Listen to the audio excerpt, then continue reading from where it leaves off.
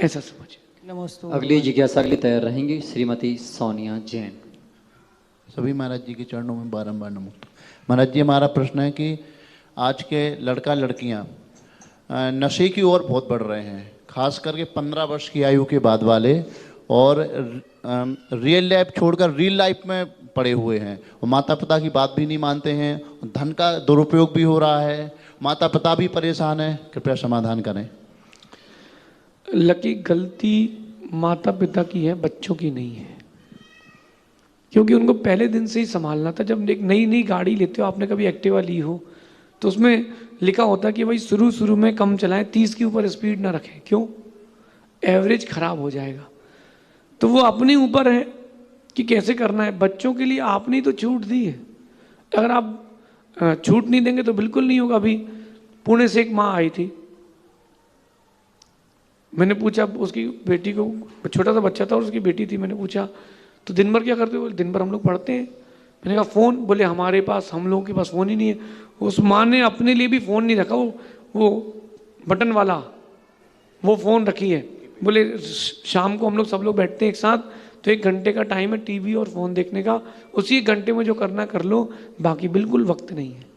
तो अपन को थोड़ा हार्ड एंड फास्ट होना पड़ेगा, तब ऐसा होता है। माता पिता खुली छूट दे देते। क्यों? क्योंकि अगर वो ऐश नहीं करेंगे तो हम कैसे ऐश कर पाएंगे।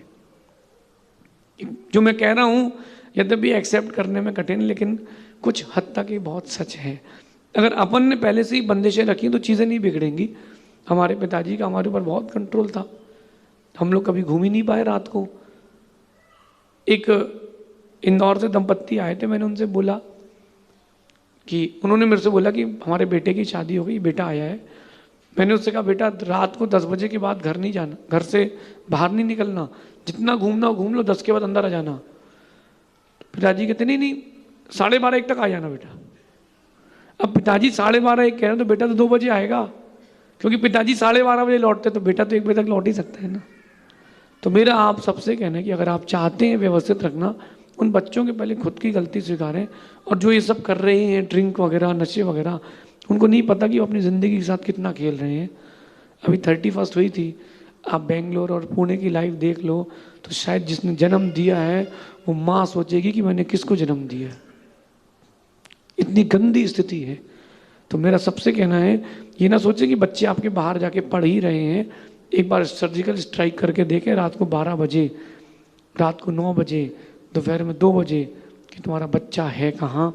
आपको हकीकत मालूम चलेगी कि तुमको कितने धोखे में रखे हो। और उन बच्चों से कहना है कि बेटा तुम अपने माता पिता को धोखा दे रहे हो, तुम क्या समझ रहे हो, तुम्हारे बच्चे तुमको तुमसे ज़्यादा धोखा देंगे।